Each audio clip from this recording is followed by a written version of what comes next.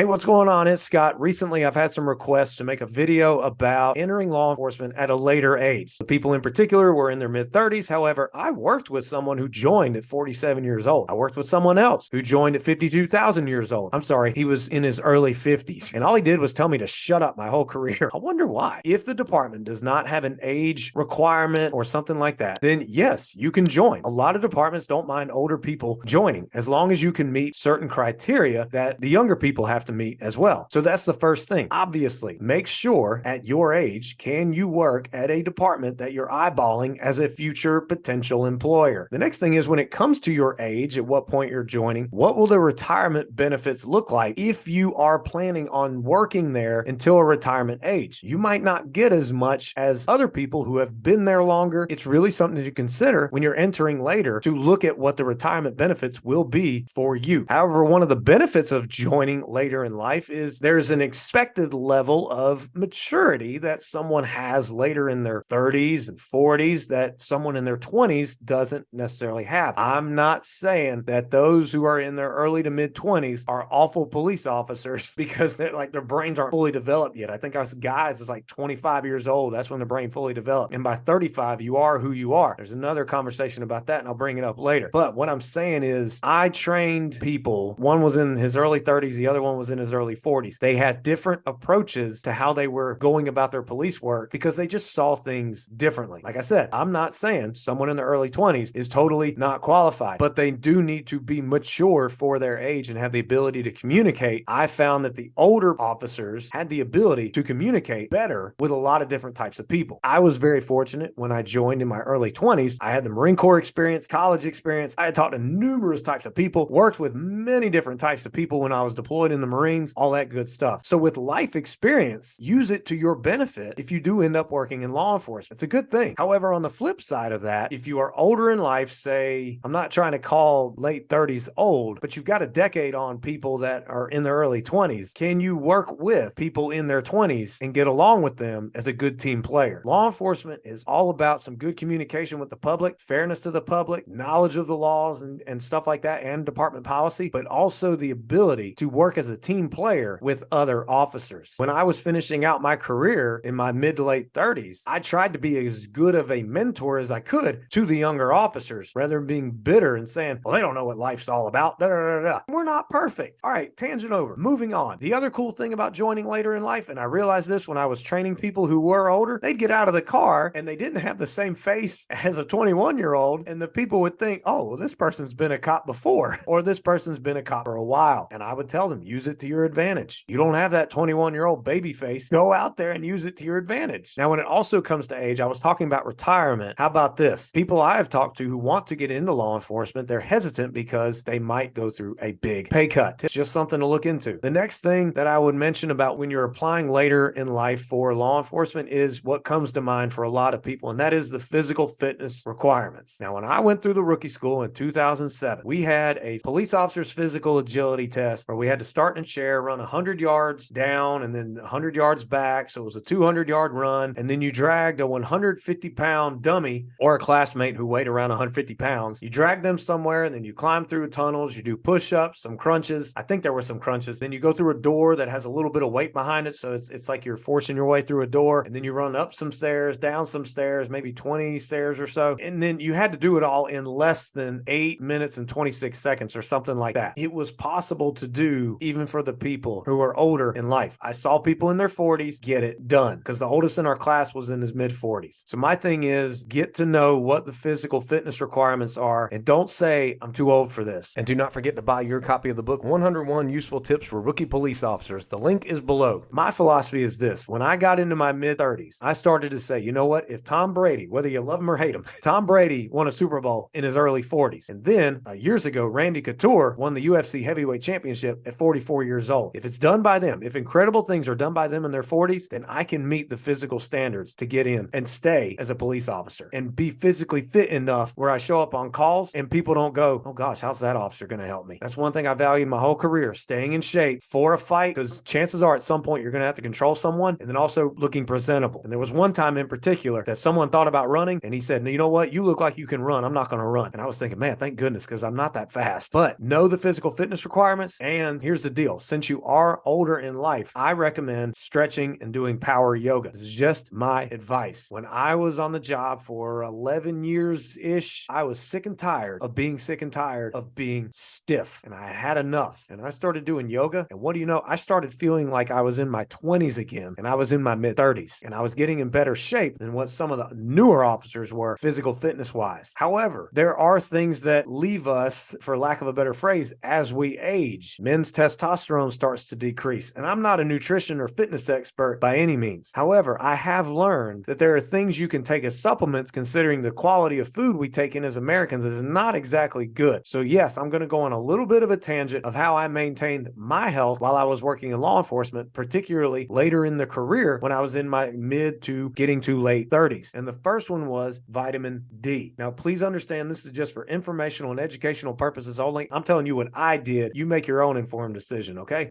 Now that I got that out of the way, when I was working nights, I would go to the doctor because I was getting sick. And he said, you're lacking vitamin D. Started taking vitamin D, started feeling a lot better. Vitamin D helps with our immune system. The next thing is resveratrol versus aging. This is something I take. I'm not telling you to take it. I'm just giving you information about it. Plus, I learned from this book, Tony Robbins' Life Force. He cites a lot of good doctors in here, one being Dr. David Sinclair, who talks a lot about resveratrol. My thing is you have to, at a later age, make sure you're getting the nutrients that you need, the antioxidants that you need, just flooding your body at a healthy level with enough vitamins and nutrients to keep you younger, as well as exercising and stuff like that. So tangent over about the physical fitness part of it. It's not as hard as like the Navy SEALs. You can be older and still pass the physical fitness requirements. And this stuff right here that I referenced, along with other things, I'll have below in the description box. Go ahead and check those things out. Make your own informed decision. That's all I'm going to say about that. So I talked about physical. Let's talk about what's up here, because from what I've learned from like Dr. Joe Dispenza, we really are creatures of habit and who we are going to be at age 35. That does not mean you can't change as a person, but it's a lot harder to do. And if you're someone who's beat down, negative in life, and you have a bitter attitude at 35, how's that going to help in law enforcement? How's that going to help? But if you are someone who's resilient because you have been through some challenges at the time you're 35 or 40 or 45, 50, you've been through some challenges. Are you resilient? Have you come out stronger on the other side of it? If not, then you need to look into how you can be more resilient, because law enforcement can be a